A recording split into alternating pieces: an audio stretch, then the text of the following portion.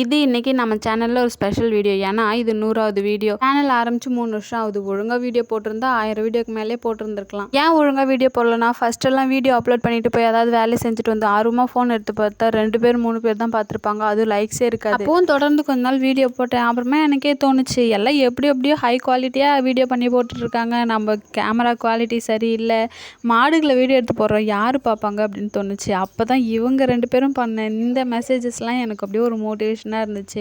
நிஜமாவே சொல்லணும், நான் 8 மாதம் வீடியோவே போடாமல் இருந்தேன். அதுக்கப்புறம் இந்த கமெண்ட்லாம் பார்த்துட்டு தான் நம்மளையும் மதித்து நம்மள்ட்ட இந்த கேள்வியெல்லாம் கேட்குறாங்கன்னு சொல்லிட்டு வீடியோ போடணும்னு தோணுச்சு. இப்போ இந்த ஸ்பெஷல் வீடியோக்குள்ளே போகலாம். கண்ணுக்குட்டி அவுத்துட்டு கண்ணுக்குட்டி வந்து 4 காம்புலையுமே பால் குடிச்சு சொரப்பட்டதுக்கு அப்புறம் தான் பால் கறக்கணும். ஒரு காம்பாக காலி பண்ணிட்டு போகிறதுக்கு தான் பார்ப்பாங்க. நம்ம தான் மாற்றி விட்டு மாற்றி குடிக்க வைக்கணும். கண்ணுக்குட்டி ஈத்து கட்டிட்டு எண்ணெய் தடவிட்டு பால் கறக்க ஸ்டார்ட் பண்ணலாம். எண்ணெய் தடவுறது எதுக்காகனா, காம்பு நம்ம அப்படியே கறந்தோம்னா ரொம்ப டைட்டாக இருக்கும். அதனால் மாட்டுக்கு வலிக்கும், மாடு எட்டி வச்சிடும், பால் கறக்கவே காட்டாது. அதுக்காக தான் நான் அந்த விளக்கெண்ணெய் தடவிட்டு கறப்பேன் எப்போவுமே. என் கை பாருங்கள், அந்த கட்டை விரல் எப்படி மடித்து வச்சு கறக்குறேன்னு. அந்தமாரி மடித்து வச்சு கறக்கும்போது கொஞ்சம் சீக்கிரமாகவே பால் கறந்துடலாம். அதேமாதிரி கொஞ்சம் உரப்பாக இருக்கிற காம்புனாலும் இருக்கிறதுக்கு ஈஸியாக இருக்கும். இப்போ வீடியோவில் பார்க்குறீங்களா, இந்த மாதிரி தான் மேக்ஸிமம் எல்லாருமே நார்மலாக பால் கறப்பாங்க. எனக்கு வந்து சாராவில் கறந்து டைட்டாக இருக்க காம்புன்றதுனால கட்டை விரல மடித்து போட்டு கறந்து பழக்கம். அதனால எனக்கு இப்படி நார்மலாக கறக்கிறதுக்கு வராது. ராதா லக்ஷ்மி 2 பேர்லையுமே நான் கட்டை விரல மடித்து போட்டு தான் பால் கறப்பேன். ராதா வந்து லக்ஷ்மியை விட கொஞ்சம் சாஃப்ட்டு தான் காம்பு. இருந்தாலும் எனக்கு இப்படியே பழக்கமாயிட்டது. நான் கட்டை விரல மடித்து போட்டு தான் கறப்பேன். இப்போ வீடியோவில் பார்க்குறீங்களா, 4 விரலுக்கு நடுவில் காம்பு வச்சுட்டு கட்டை விரல மடித்து போட்டு கறக்கிறது வந்துட்டு ரொம்ப ஹார்டாக கறக்கவே முடியாது. நார்மலாக கட்டை விரல் மடித்து போட்டால் நார்மலாக கறக்கவே முடியாது. அப்படின்னும் போது இந்த மாதிரி கறந்துக்கலாம்.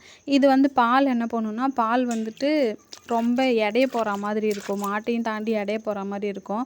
அது வந்துட்டு அதுக்கேற்ற மாதிரி பாத்திரம் வச்சு பார்த்து கறந்துக்கலாம். இப்போ ராதாமடி பார்த்திங்கன்னா லக்ஷ்மியை விட ரொம்ப சாஃப்ட்டு, குட்டி குட்டியாகவும் இருக்கா. ஆனால் இருந்தாலும் சூப்பராக கறக்கலாமே, சாஃப்டாக இருக்கும். ஒரு சிலர் தண்ணி அடிக்காமல் வெறும் துணி வச்சு கூட தொடச்சிட்டு கறப்பாங்க. எனக்கு அது பிடிக்காது. தண்ணி வச்சு சுத்தமாக கழுவிட்டு கறந்தால் தான் எனக்கு பால் கறந்து ஒரு திருப்தியே இருக்கும். ராதா வந்து பார்த்திங்கன்னா அப்படி பன்னிக்குட்டி மாதிரி போய் சாணிலே படுத்துக்கும். மழை டைம்லலாம் ராதாவை சுத்தம் பண்ணுறதுக்கு 10 லிட்டர் தண்ணி எடுத்துகிட்டு போனாலும் பால் கறக்கிறதுக்கு பத்தாது.